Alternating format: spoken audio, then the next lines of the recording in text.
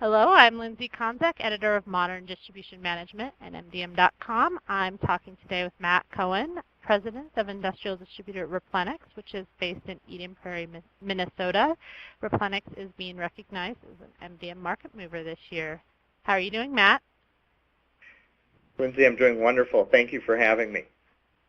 So, Matt, Replenix is being recognized as an MDM market mover in 2013 for your focus on building a culture of documenting value for your customers. Tell me about the web-based tool your company developed in 2009 to do that better. The cost savings tool we developed in 2009, Lindsay, was created to document the value of the work we do with our customers, and it really was a manifestation of our DNA. One of the things that makes Replenix more unique in the marketplace is that our entire organization, from our outside sales team to our internal operations, we all align ourselves with the customer. More specifically, what Replenix is really good at doing is establishing common goals with the customer so that together we can reduce the total cost of ownership of the MROP products used by our customers. So once we establish these goals, the online tool allows us to track and share progress towards the goals. So how is the demand for this service from customers? You know, in today's manufacturing climate, the metrics that have traditionally been used to measure distribution, things like fill rate, product assortment, delivery, order accuracy, all those things are assumed. And if you're not providing them today, you're not going to stay in business very long. And so we've seen an increasing demand from our customers for us to show them the value that they're getting from the middleman in the channel. They need to see our salesmen engineering solutions. They need to see our negotiations with our suppliers. They need to see our sourcing activities, and they most importantly need to see the results of all of those activities. And so this tool allows us to create that visibility for the activities so that we can show the value that we're bringing. Matt, we hear the phrase cost savings or value add from a lot of distributors and manufacturers. When you are thinking about cost savings for customers, where are you finding the biggest impact?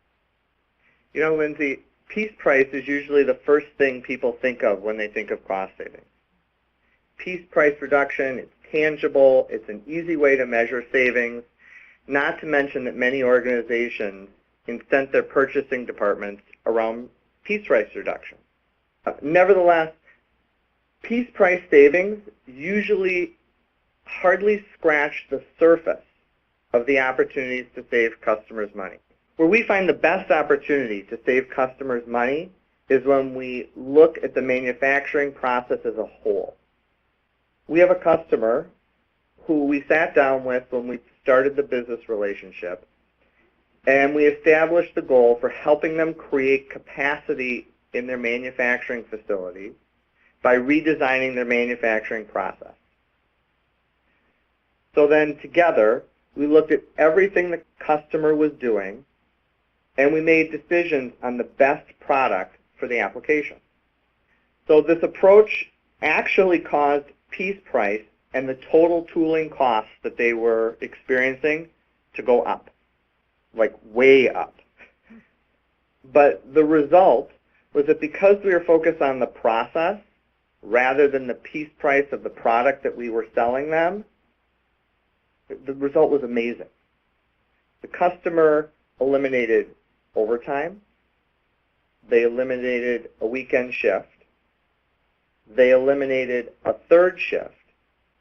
And they were able to maintain the same level of throughput. Additionally, they had a lower scrap rate, and their initial product quality was higher. To date, that customer has tracked savings based on that process engineering in the hundreds of thousands of dollars. Matt, it sounds like things are going pretty well for you, but what are the three things that keep you up at night? In other words, what's top of mind for you right now? You know, Lindsay, we live in such a complicated environment today, and I think that government and politics is one of the things that really has the opportunity to simplify things, or complicate things. And today I think we're living in an environment where government and politics are making things more complicated. I think that there's been a polarization in politics, and there has been an inability of elected officials to work across party lines, and that creates economic uncertainty. That broad-based economic uncertainty really does keep me up at night.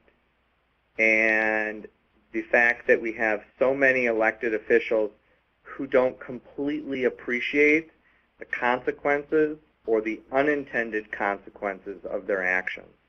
The second thing I think I would have to tell you that keeps me up at night is what I guess I would call the lost generation of manufacturers.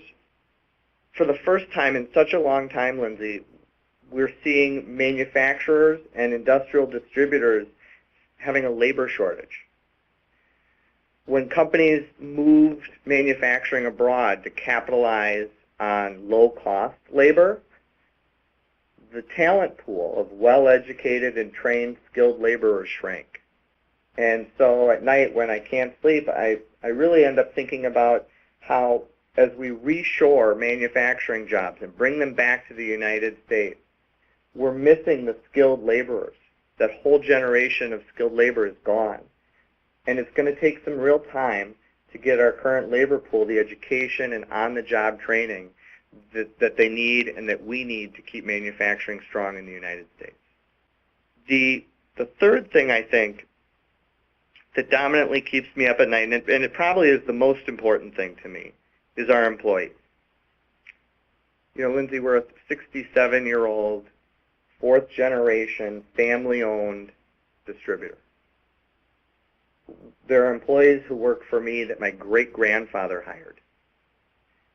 And I feel a tremendous sense of responsibility to them for their livelihood.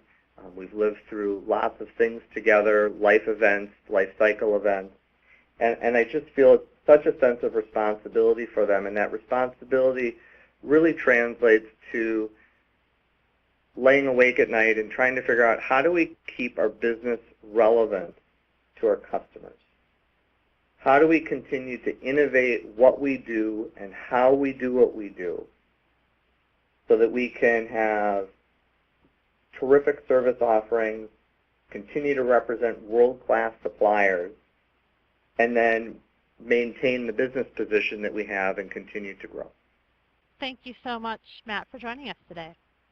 Lindsay, thanks for having me. Have a great day.